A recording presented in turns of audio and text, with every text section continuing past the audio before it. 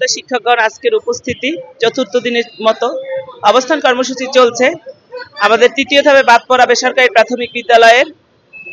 আমাদের এখানে চতুর্থ দিনের কর্মসূচি আজকে চলমান আছে। আমরা দাঁড়িয়েছি বিগত দিনের বৈষম্যের শিকার এই বেসরকারি প্রাথমিক বিদ্যালয়ে 9 জানুয়ারি 13 সালে সরকারের একটি ঐতিহাসিক ঘোষণা ছিল যে বাংলাদেশে আর একটিও বেসরকারি প্রাথমিক বিদ্যালয় থাকবে না।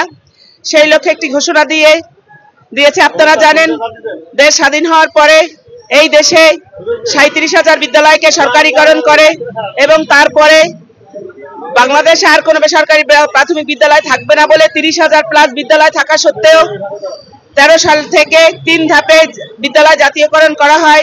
কিন্তু তৃতীয় ধাপে 15 সালে সেই তৃতীয় ধাপে যখন আমাদের বিদ্যালয়গুলিকে বৈষম্য করে বাদ করে রাখা হয়েছে, সেই থেকে আমরা বিভিন্নভাবে এই রাজপথে এসে সরকারের দ্বারস্থ হয়েছি।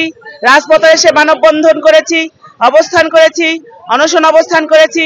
বিভিন্নভাবে আমরা আন্দোলন সংগ্রাম করে শান্তিপূর্ণভাবে শিক্ষকগণ জানিয়ে যাচ্ছি। কিন্তু বিগত দিনের সরকারের যে কর্মকর্তাগণ আমাদের এখানে মাঠে আসতে বাধ্য হয়েছে এবং মাঠে এসে মহাপরিচালক এবং সাবেক সচিব আকরাম আল হোসেন উনিও এখানে এসেছিলেন, আমাদেরকে বলেছেন যে আপনাদের যৌক্তিক দাবি, আমরা যে 26,193টি বিদ্যালয় জাতীয়করণ করেছি, আপনাদের বিদ্যালয়গুলিও আগামী 6 মাসের মধ্যে জাতীয়করণের ঘোষণা দেওয়া হবে। এই কথা বলে আমাদের 56 দিনের আন্দোলন কর্মসূচি থেকে আমাদের বাড়িতে চলে যেতে বললেন। আমরা তাদেরকে বিশ্বাস করেছিলাম, কিন্তু তারা আমাদের সাথে দুর্নীতি করেছে। তারা আমাদের সাথে আমাদের কথা দিয়ে আমাদের আশ্বস্ত করেছে, কিন্তু বাস্তবায়ন করে নাই। সেই থেকে আমরা লাগাতারভাবে সরকারকে বিভিন্নভাবে জানিয়ে এসেছি। কিন্তু অত্যন্ত সুখের বিষয় হলো যে আপনারা জানেন 24শে ছাত্র জনতার জুলাই আগস্টের যে ছাত্র জনতার দেশ সংস্কারের জন্য দেশ গঠন করেছে এবং একজন অন্তর্বর্তীকালীন সরকারকে তারা বসিয়েছে প্রধান উপদেষ্টার আসনে। সেখানে বলা হয়েছে দেশ সংস্কার করবে এবং সকল ক্ষেত্রে বৈষম্য দূর করবে। সেই ক্ষেত্রে আমরা চাই শিক্ষা খাতে বৈষম্য যেন অতি দ্রুত লাঘব হয় এবং আমরা সেই থেকে আন্দোলন কর্মসূচি কয়েকবার করেছি।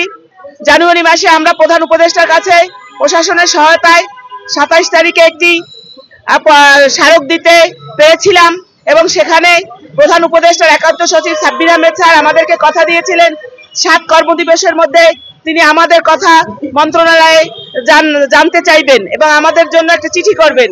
সেই লক্ষ্যে তারা 3রা ফেব্রুয়ারি একটি চিঠি করেন। সেই চিঠির প্রেক্ষিতে এখানে যেহেতু মন্ত্রণালয়ের সচিবগণ আমাদের যে ডকুমেন্টস আছে এই বিদ্যালয়গুলি চলমান এবং এই বিদ্যালয়গুলিতে প্রতি বছরই সরকার থেকে শুধু বই দেয় আর কোনো সরকারি সুযোগ সুবিধা দেয় না।